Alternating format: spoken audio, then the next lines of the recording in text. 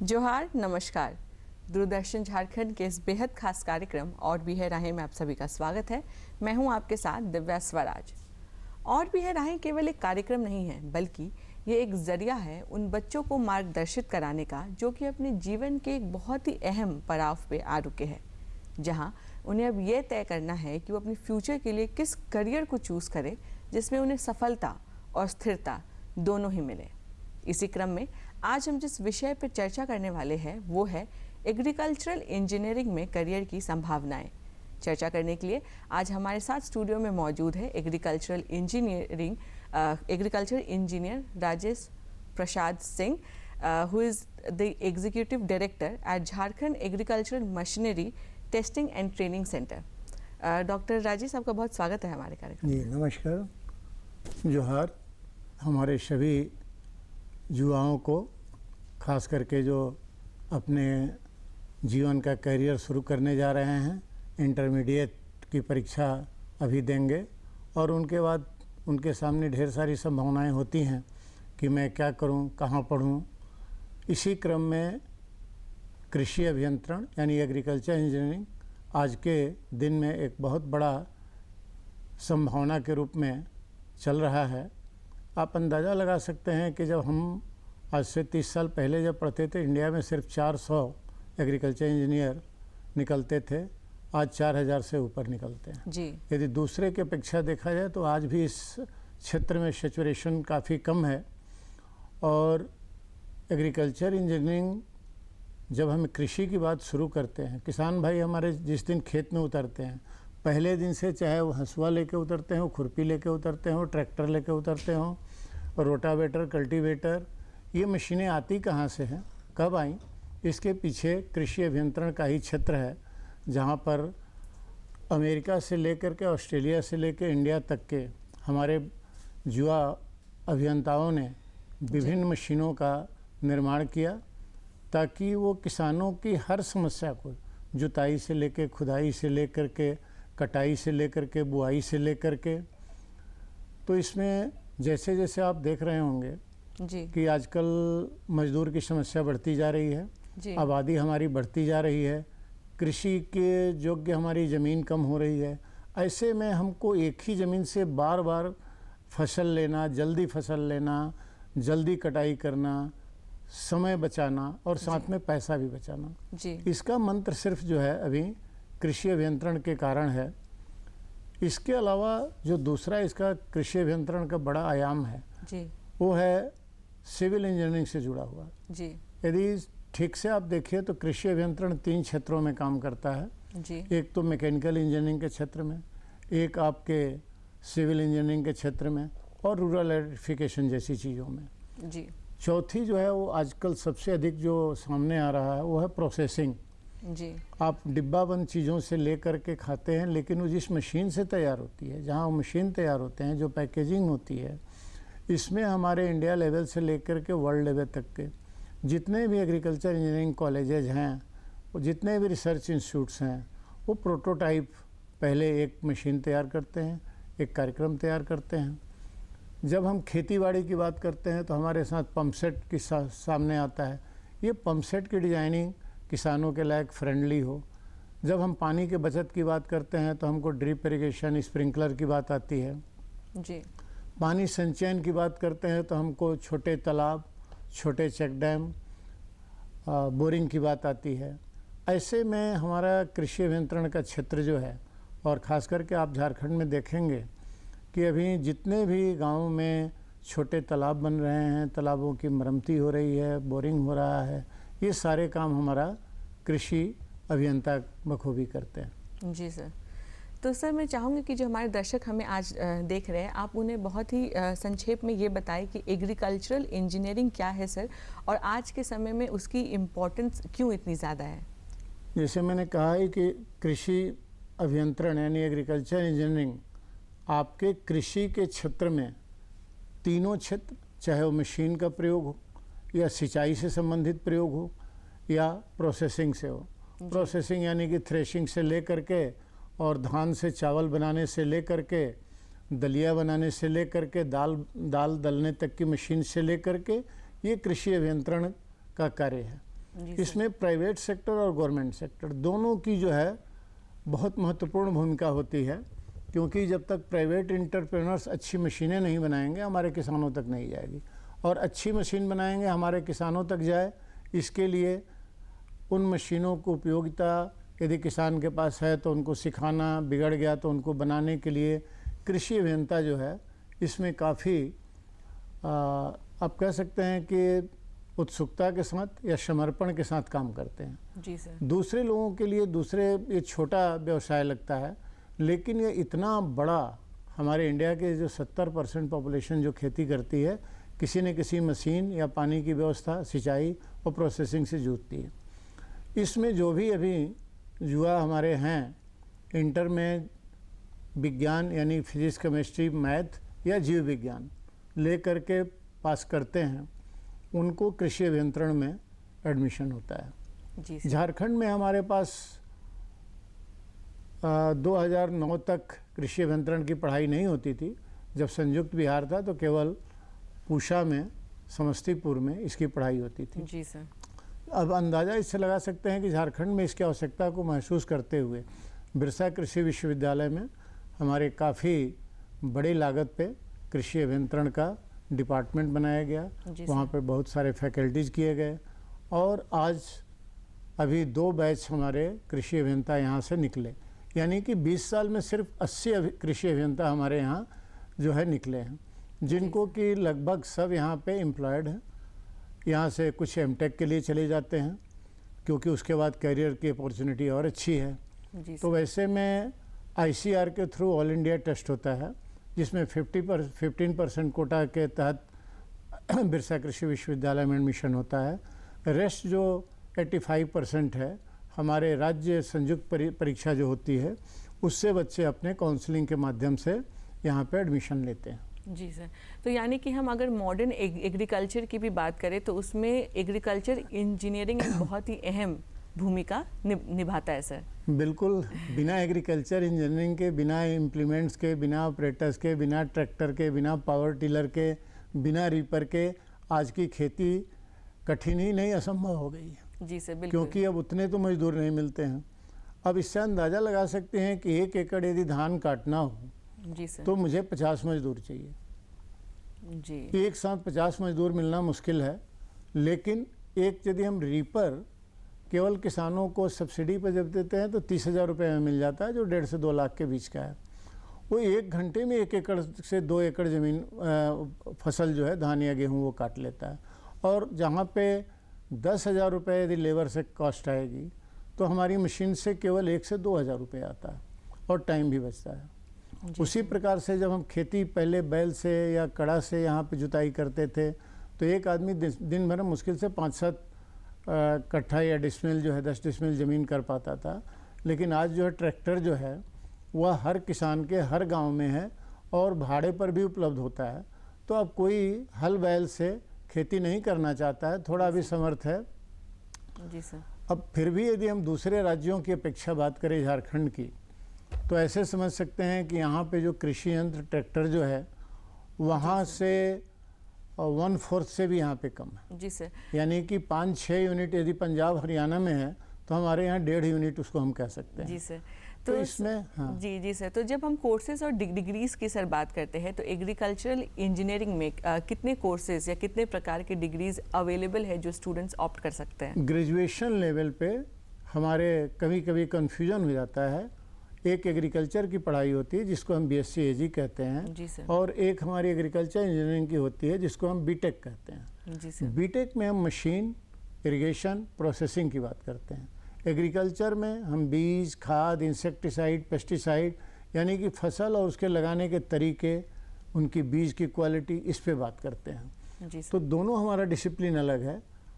अब यदि agriculture engineering में मुझे जल्दी से बीज बोना है, अभी हमारी धान कटती है और हमारे पास समय कम है, तो हम ये जब तक एग्रीकल्चर स्टूडेंट्स को या एग्रीकल्चर अपने अफसर्स को नहीं बताते हैं कि सीड ड्रिल करा हुआ 0 सीड ड्रिल भी है, यानी कि डायरेक्ट आप सोइंग कर सकते हैं।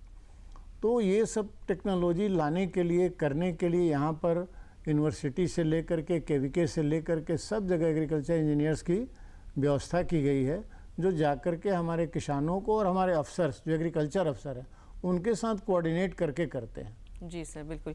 तो सर अब अभी हमने अंडर ग्रेजुएट लेवल और पोस्ट ग्रेजुएट लेवल के कोर्सेज और डिग्रीज़ के बारे में हमने अभी बात की, तो सर उसमें मिनिमम क्वालिफिकेशन क्या है? ग्रेजुएशन के लिए हमारे इंटरमीडिएट से फिजिक्स, केमिस्ट्री, मैथ या जीव विज्ञान के जो विद्यार्थी हैं वो एग्रीकल्चर इंजीनियरिंग में आते हैं। अकेला ऐसा इंजीनियरिंग है जिसमें मैथ छोड़ करके जीव विज्ञान से यानी बायोलॉजी से जो स्टूडेंट इंटर पास करते हैं उनको भी एग्रीकल्चर इंजीनियरिंग में चांस मिलता है। यदि इंजीनियरिंग की बात करते हैं तो और सब इंजीनियरिंग में काफ़ी मैथ और काफ़ी फिजिक्स और इन्वॉल्व रहता है, जबकि एग्रीकल्चर इंजीनियरिंग में खास करके उन बच्चों का जो इंटर में थोड़ी से मैथ के कमज़ोर हैं उनके लिए एग्रीकल्चर इंजीनियरिंग एक नया आयाम खुलता है, क्योंकि इसमें इंजीनियरिंग और मैथ की थोड़ी सी कम्बिनेशन इस तरह का है कि हमारे न्यूमेरिकल से बहुत ज़्यादा हमको मैथमेटिक्स की ज़रूरत नहीं पड़ती है। जी सर, बिल्कुल। तो सर क्या डिप्लोमा कोर्सेज भी अवेलेबल है इस फील्ड में? हमारे झारखंड राज्य में अभी जितने भी पॉलिटेक्निक है उसमें नहीं है। संयुक्त बिहार में केवल भागलपुर में हमारे पास डिप्लोमा इन एग्रीकल्चर इंजीनियरिंग का कोर्स चलता था। यहाँ भी कुछ कॉलेज उसकी तैयारी में हैं। हमारे पॉलिटेक्निक कॉलेज से हमारी प्रिंसिपल वगैरह हमसे बात किए थे, क्योंकि जब तक हमारे डिप्लोमा, डिग्री और पीजी तीनों का कम्बिनेशन जब तक नहीं बनेगा, एक होलिस्टिक अप्रोच होने में थोड़ी सी दिक्कतें आती हैं। जी सर, क्योंकि हर जगह हमारे केवल 40 एग्रीकल्चर इंजीनियर्स यदि निकलते हैं, 20-25 हमारे एमटेक में चले जाते हैं, तो अभी भी पूरे राज्य के हिसाब से एग्रीकल्चर इंजीनियरिंग यहाँ ना के बराबर है। प्राइवेट यूनिवर्सिटीज़ में जैसे अभी कुछ दिन पहले 1-2 लोगों ने शुरू किया था, बट इसकी जो देखिएगा पढ़ाई और इसके वर्कशॉप और इसकी मशीनरी, इसके स्पेशलिस्ट कम हैं, इसलिए अभी तक प्राइवेट कॉलेजों में भी एग्रीकल्चर की तो पढ़ाई चल रही है, लेकिन एग्रीकल्चर इंजीनियरिंग की अभी नहीं है। जी सर। तो सर जब हम एग्रीकल्चरल इंजीनियरिंग के कोर्स स्ट्रक्चर के बारे में बात करते हैं तो क्या कुछ कोर्स सब्जेक्ट्स इसमें पढ़ाया जाता है? इसमें जो हमारे 4 साल का कोर्स होता है बीटेक का, उसमें जितने भी इंजीनियरिंग के बेसिक, चाहे वो सिविल हो, मैकेनिकल हो, फर्स्ट ईयर में सबको बेसिक्स पढ़ाई जाती है। थोड़ी फिजिक्स, थोड़ी केमिस्ट्री, थोड़ी सी चीज़ें। उसके बाद हमारे जो अगले सेमेस्टर्स हैं वो बढ़ जाते हैं, वो मैकेनिकल और सिविल का अप्लाइड फॉर्म, जो किसानों के छोटे लेवल पे हम उनको पानी का कंजर्वेशन, छोटे चेक डैम सिखाते हैं। हम बड़े बड़े बांध की यहाँ डिजाइनिंग नहीं सिखाते हैं, तो लेकिन छोटे ही डिज़ाइन जब वो सीखते हैं तो उसके वो एक्सपर्ट होते हैं। जी सर। और छोटे डिज़ाइन के लिए किसानों के पास जा कर के उनके नाले में या उनके घर के पास बहते हुए स्ट्रीम्स को रोक करके पानी उपलब्ध कराना, छोटे से तालाब का कितना बढ़िया और कैसे उसमें पानी इकट्ठा हो सकता है, ये एग्रीकल्चर इंजीनियरिंग के। तो इसके लिए हमको फील्ड का सर्वे करना, हमको लेवलिंग करना, यानी जितनी बेसिक इंजीनियरिंग है वो साथ में सिखाई जाती है। जब हम मैन्युफैक्चरिंग की बात करते हैं, मशीन्स की करते हैं, कल को हमको हमारी पास करने के बाद बच्चों को किसी फैक्ट्री में या ट्रैक्टर कंपनी में चले जाते हैं, प्रोडक्शन में जाते हैं, तो वहाँ जब तक यहाँ पे वर्कशॉप का उनका कॉन्सेप्ट क्लियर नहीं होगा, उनको मैन्युफैक्चरिंग का क्लियर नहीं होगा, लेथ मशीन का नहीं होगा, तो वहाँ जा कर के वो सफल नहीं हो सकते हैं। वैसे में हम वहाँ पे इनको प्रैक्टिकल और थ्योरेटिकल, मैकेनिकल और सिविल दोनों, जब हम किसी मशीन की बात करते हैं, किसी गांव की बात करते हैं, किसी वर्कशॉप की बात करते हैं, तो वहाँ इलेक्ट्रिसिटी अपने आप आ जाता है। जी सर, बिल्कुल। तो वैसे में हमको बिना इलेक्ट्रिसिटी के बेसिक नॉलेज के वहाँ पे एक एग्रीकल्चर इंजीनियर सफल नहीं हो सकता है। तो हम रूरल इलेक्ट्रिफिकेशन, यानी कि कैसे एक वर्कशॉप में अच्छी बिजली की व्यवस्था हो सकती है, कहीं पे मोटर है तो कैसे काम करता है, बेसिक प्रॉब्लम्स आ गई है तो कैसे काम करते हैं। हम बड़े बड़े एग्रीकल्चर इंजीनियर नहीं बनाते हैं, हम मैकेनिकल के बड़े बड़े काम नहीं करते हैं, लेकिन जैसे आप ऑटोमोबाइल के क्षेत्र में हम स्पेशलिस्ट नहीं हैं, लेकिन ट्रैक्टर के क्षेत्र में पूरे विश्व में एग्रीकल्चर इंजीनियरिंग का जो है, जो भी आविष्कार या जो भी कंट्रीब्यूशन है, उसमें निस्संदेह काफ़ी अच्छा है। जी बिल्कुल। तो सर आज हमारा जो ये आज का जो कार्यक्रम है उसमें हम एग्रीकल्चरल इंजीनियरिंग में करियर की क्या संभावनाएं हैं हम उस पर चर्चा कर रहे हैं। तो अब हम चाहेंगे कि जो हमारे दर्शक हमें देख रहे हैं आप उन्हें ये बताएं कि क्या कुछ करियर अपॉर्चुनिटीज़ मौजूद है स्टूडेंट्स के लिए प्राइवेट सेक्टर में और गवर्नमेंट सेक्टर में। ये एग्रीकल्चर इंजीनियरिंग बीटेक के बाद हमारे एमटेक में काफ़ी यानी कि पोस्ट ग्रेजुएशन में कई एक ब्रांचें हमारी स्पेशलाइज हो जाती हैं। जैसे कि मैकेनाइजेशन में तो फिर हमारे 2 साल मैकेनाइजेशन में एक्सपर्टाइजेशन होता है, सॉइल कंजर्वेशन में, इरिगेशन में, प्रोसेसिंग में, और अभी मॉडर्न में जैसे हमारी सोलर एनर्जी है जी सर। उसमें, एक्वा कल्चर में। तो ये सारी चीज़ें हमारे पढ़ाई जो है एमटेक में होती हैं। तो यदि पहले स्टूडेंट को ये तय करना है कि उनका फील्ड ऑफ इंटरेस्ट क्या है, उनका फील्ड ऑफ इंटरेस्ट जो है वो मैकेनिकल माइंडेड है या सिविल माइंडेड है, तो उसी समय से उनकी तैयारी फाइनल ईयर तक जाते जाते, जैसे उनके प्रोजेक्ट्स जो फाइनल ईयर में होते हैं तो इरिगेशनल प्रोजेक्ट चुनते हैं या कोई मशीन का प्रोटोटाइप पे स्टडी करना या बनाना चाहते हैं, तो यहीं से उनके करियर की शुरुआत हो जाती है। जी सर बिल्कुल। जैसा कि आपने पूछा एम्प्लॉयमेंट, तो एक ऐसा फील्ड है अभी एग्रीकल्चर इंजीनियरिंग जहाँ पे लगभग कोई अनएम्प्लॉयड नहीं बच रहा है। पास करता है, इतनी ज़्यादा संभावनाएं हैं कि हर एक कंपनी को सेल्स इंजीनियर चाहिए, चाहे वो पंप सेट का हो, चाहे वो रोटावेटर का हो, क्योंकि कंपनी बना के तो लाती है, यहाँ पे डीलर को दे देती है, लेकिन सबकी यदि वारंटी है या किसानों तक पहुँचना है।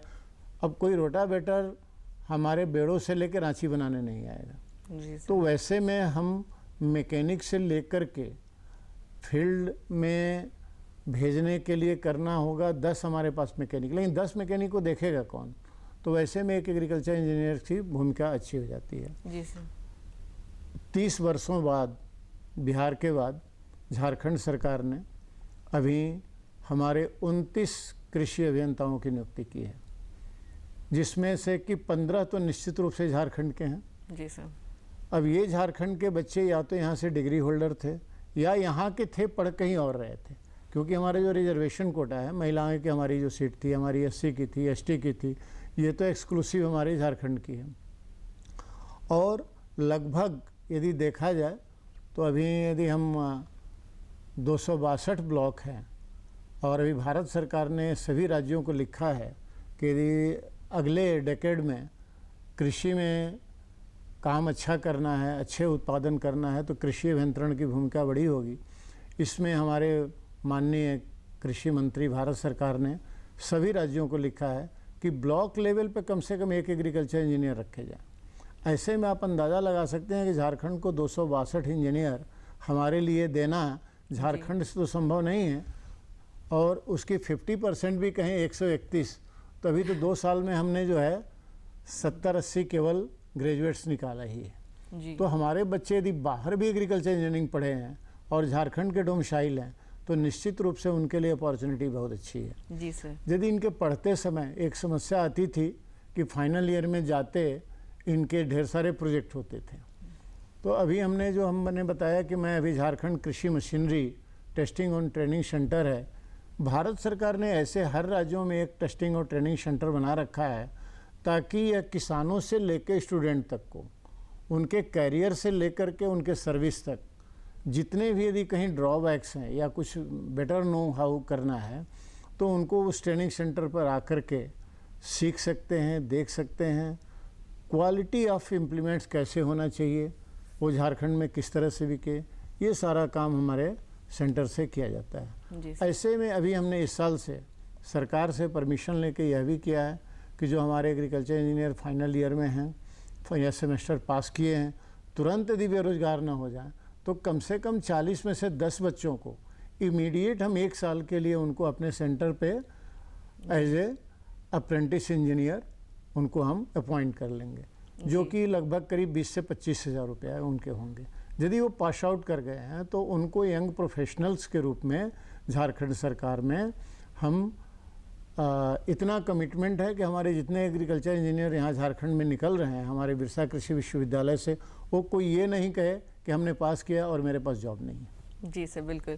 तो सर, जब हम कॉलेज और इंस्टीट्यूट्स की बात करते हैं जो ये कोर्स प्रोवाइड करते हैं, तो सर इंडिया के कुछ टॉप कॉलेजेस के नाम अगर आप हमें बता सकें, और झारखंड के स्तर पे भी अगर बात करें तो यहाँ पे भी क्या कुछ कॉलेजेस अवेलेबल है स्टूडेंट्स के लिए, और उसकी फ़ीस स्ट्रक्चर क्या है सर? क्योंकि जो हमारे दर्शक है उसमें उनमें स्टूडेंट्स और उनके पेरेंट्स है, तो मैं चाहूँगी कि आप फ़ीस स्ट्रक्चर के बारे में भी आप कुछ बताएं हमें। वैसे हमारे जितने भी एग्रीकल्चर इंजीनियरिंग के 150 के आसपास कॉलेजों में अभी जो है डिग्री दी जा रही है, इसमें आईआईटी भी हैं, जिसमें कि आपके अभी 10-12 आईआईटी हो चुके हैं, लेकिन एग्रीकल्चर इंजीनियरिंग की पढ़ाई सिर्फ आईआईटी खड़गपुर से होती है, जो इंडिया की सबसे प्रेस्टिजियस डिग्री हमारी एग्रीकल्चर इंजीनियरिंग के लिए है। इसके अलावा स्टेट्स में आपको इलाहाबाद में सबसे पुराना एग्रीकल्चर इंजीनियरिंग कॉलेज है, 1921 से वहाँ पर है, 1942 से 4 ईयर्स डिग्री कोर्स चल रहे हैं। इंडिया का पहला एग्रीकल्चर इंजीनियरिंग कॉलेज था, जो आजकल स्वेट्स के नाम से जाना जाता है। पहले इलाहाबाद एग्रीकल्चर इंस्टीट्यूट था, जहाँ से मैं पढ़ा हूँ खुद जी। अभी। उसके अलावा पंतनगर में जो है वह बहुत अच्छा है। आपका बंगाल में विधान चंद्र यूनिवर्सिटी में एग्रीकल्चर इंजीनियरिंग की पढ़ाई हो रही है। जाहिर है झारखंड में हमारे बिरसा कृषि विश्वविद्यालय इकलौता है, बट इतने अच्छे हैं कि आप इससे अंदाज़ा लगा सकते हैं कि पिछले बैच में पहला बैच निकला 40 का, और उसमें से 15 बच्चों ने आईआईटी गेट क्वालिफाई किया, और जिनको कि खड़गपुर या डिफरेंट आईआईटीज़ में एडमिशन मिले हैं। तो निस्संदेह हमारा भी जो है झारखंड का अभी बिरसा कृषि विश्वविद्यालय 2 ही साल से भी है, लेकिन काफ़ी हम अच्छी पढ़ाई करा रहे हैं। जी सर। बिहार में हमारा समस्तीपुर में जो सेंट्रल यूनिवर्सिटी है, वहाँ पे एग्रीकल्चर इंजीनियरिंग की पढ़ाई है। इम्फाल में हमारी सेंट्रल एग्रीकल्चर यूनिवर्सिटी की पढ़ाई है। भोपाल में हमारा central institute of agriculture engineers हैं। आईसीआर से एक्रेडिटेड जितने भी हमारे कॉलेजेस हैं जहाँ पे एग्रीकल्चर इंजीनियरिंग की पढ़ाई हो रही है, वह निस्संदेह जो है काफ़ी अच्छी क्वालिटी के हैं। वहाँ की फैकल्टी और फीस की बात करें तो सरकारी जो कॉलेज में फ़ीस जो है ना के बराबर है, जो नॉर्मल जो पढ़ाई बीएससी और बीए की पढ़ाई की फ़ीस के बराबर है। यानी कि साल में आप कह सकते हैं कि महीने में 4-5 हज़ार रुपये से ज़्यादा जो है किसी की भी फ़ीस नहीं है। प्राइवेट कॉलेजों में चूँकि अब सेमेस्टर सिस्टम है, 8 सेमेस्टर है, जी सर, तो ये 20,000 रुपये से लेकर के जहाँ तक मेरी जानकारी है 40,000 50,000 रुपये तक ही यहीं तक सीमित है। जी सर। इनके अपने अपने तरीके हैं, जिसके अभी आईसीआर ने पिछले सालों में कहा कि हम जिन कॉलेजों को एक्रेडिटेशन करेंगे, चाहे वो एग्रीकल्चर कॉलेज हो, प्राइवेट कॉलेज हो, वो हमारे हिसाब से जो है अच्छी उसमें आएंगे। तो एडमिशन से पहले यदि हम ये देख लेते हैं कि हमारा जो कोई भी सरकारी कॉलेज या प्राइवेट कॉलेज एक्रेडिटेड है तो ये बेटर है। ऐसा नहीं है कि डिग्री मान्य नहीं है, क्योंकि यूजीसी से मान्य है, बट अभी पिछले 2 साल में इस सर्कुलर के कारण थोड़ी सी भ्रांति फैली है कि प्राइवेट कॉलेज से हम करेंगे तो हमारा कहीं जॉब नहीं मिलेगा, प्लेसमेंट नहीं मिलेगा। ये सिर्फ गवर्नमेंट के कुछ जॉब में या कुछ क्राइटेरिया हो सकता है इसमें रिलैक्सेशन भी हो, क्योंकि थोड़ी सी यदि हम डिग्री यूजीसी से मान्यता प्राप्त हैं, क्योंकि एग्रीकल्चर इंजीनियरिंग एग्रीकल्चर करने के लिए केवल एक बिल्डिंग काफ़ी नहीं है। जब तक उस कॉलेज के यूनिवर्सिटी के पास 25-50 एकड़ 100 एकड़ का यदि उनके पास फार्म नहीं होगा, तो प्रैक्टिकल ट्रेनिंग यदि नहीं देंगे, प्रैक्टिकल उनके पास एस्पेक्ट्स नहीं होंगे, फार्म डेवलपमेंट नहीं होंगे, तो एग्रीकल्चर इंजीनियरिंग के स्टूडेंट का कैरियर उतना अच्छा नहीं होगा इन कंपैरिजन टू कि जैसे आपके बिरसा कृषि विश्वविद्यालय है, इनके पास 1000 एकड़ ज़मीन है। इलाहाबाद एग्रीकल्चर स्वेट्स है, उनके पास 1100 एकड़ ज़मीन है। पंतनगर के पास है। तो जितने बड़े हमारे आईसीआर के कॉलेजेस या वो हैं, वो काफ़ी बड़े बड़े हैं। छोटे छोटे जहाँ पर एग्रीकल्चर की पढ़ाई हो रही है, एग्रीकल्चर इंजीनियरिंग की पढ़ाई हो रही है प्राइवेट कॉलेजों में, अभी हाल के दिनों में समस्या आ रही है। लेकिन यदि हम केवल सरकारी डिग्री पे करें तो हम इंडिया को एग्रीकल्चर इंजीनियर दे ही नहीं सकते हैं जी। तो निसंदेह इसमें भी प्राइवेट हमारे कॉलेजेस भी हैं, दूसरे स्टेट्स में बेंगलोर में हैं, आपके कर्नाटका में हैं। काफ़ी अच्छा उनके एक्रेडिशन है और काफ़ी अच्छा प्लेसमेंट भी है। उनकी सैलरी भी जो कैंपस सिलेक्शन में है वो काफ़ी अच्छा हो रहा है। जी सर। तो सर क्या जिन्हें एंटरप्रेन्योरशिप में भी अगर इंटरेस्ट है तो इस कोर्स के बाद कोई क्या अपना बिजनेस भी शुरू कर सकता है? बिल्कुल, ये बहुत ही अच्छा वो है, क्योंकि एक ऐसा डिसिप्लिन है जिसमें पास करने के बच्चा पास केवल 2-4-5 लाख रुपए लगा करके भी एंटरप्रेन्योर बन सकता है। जी सर। यानी एक वो कल्टीवेटर जैसी छोटी चीज़ भी बैठ करके असेंबल कर सकता है, वेल्डिंग कर सकता है, और रोटावेटर जैसी चीज़ें हैं, चैफ कटर जैसी चीज़ें हैं, छोटे से छोटे ले करके बड़े लेवल तक वह जो है, जो हमारे स्टार्टअप है, हमारा इंडस्ट्री डिपार्टमेंट है, वहाँ पर अभी झारखंड में यदि दूसरे स्टेट्स की बात करें तो एंटरप्रेन्योरशिप एग्रीकल्चर इंजीनियरिंग में 10% भी नहीं है। कारण कि यहाँ एग्रीकल्चर इंजीनियरिंग की पढ़ाई नहीं होती थी, तो कोई बच्चे या कोई ऐसे लोग नहीं आए जो यहाँ पर मैन्युफैक्चरिंग के क्षेत्र में उतरे, लेकिन इसकी संभावना काफ़ी अधिक है। जी, तो सर मैं चाहूँगी कि जो हमारे दर्शक आज हमें देख रहे हैं, आप उन्हें क्या एडवाइस देना चाहेंगे वो स्टूडेंट्स के लिए जो कि एग्रीकल्चरल इंजीनियरिंग को परस्यू करना चाहते हैं और इस सेक्टर में अपने करियर को स्टैब्लिश करना चाहते हैं? देखिए, स्टूडेंट जब इंटरमीडिएट में एडमिशन लेता है उस समय से उसको डिफरेंट जो एडवाइस मिलने शुरू हो जाते हैं। जी सर। कोई कहता है डॉक्टर बनो, कोई कहता है इंजीनियर बनो, कोई कहता है सिविल इंजीनियरिंग करो, कोई कहता है कंप्यूटर में चले जाओ। संभावना किसी में भी कम नहीं है। यह बहुत पुराना कोर्स होते हुए भी अभी तक कम इसलिए था कि अभी हमारे पास लेबर पर्याप्त थे, गाँव में मज़दूरों की संख्या काफ़ी थी। लेकिन जब से मनरेगा जैसे कार्यक्रम आ गए, मज़दूर महंगे हो गए, क्योंकि पहले लेबर सिर्फ गांव में काम करता था तो जो भी किसान उनको 25-50-100 रुपये दे देता था वो उनकी मजदूरी हो जाती थी। लेकिन जब अब मनरेगा के तहत वो काम करते हैं तो उनको भरपूर मजदूरी मिलती है। तो हमारे किसानों को ये एक समस्या आ रही है, वैसे में हमारे मशीन का और जितना उपयोग है यह काफ़ी बढ़ जा रहा है। दूसरा, आपने देखा होगा कि झारखंड में एक बड़ी समस्या है इरेटिक रेनफॉल का, कभी बारिश होती है, कभी सूखा पड़ जाता है। राजेश सर, मैं आपको थोड़ा सा बीच में रोकना चाहूँगी कि हमारे पास समय की थोड़ी सी पाबंदी है, वरना एग्रीकल्चर इंजीनियरिंग पे और भी बहुत सारी चीज़ें हैं जो भी चर्चा करने जिस पे बाकी था। तो राजेश सर, आपने बहुत ही सरलता से और विस्तार से हमारे दर्शकों को आज एग्रीकल्चरल इंजीनियरिंग के बारे में बताया, उसके लिए आपका बहुत धन्यवाद। तो दर्शकों, आशा है कि आज आपको काफ़ी कुछ सीखने को मिला होगा, काफ़ी कुछ जानने को मिला होगा। तो इसी के साथ अब मैं आपसे इजाज़त चाहूँगी, फिर मिलते हैं आपसे और भी है राहें के अगले एपिसोड में। तब तक के लिए धन्यवाद। जोहार।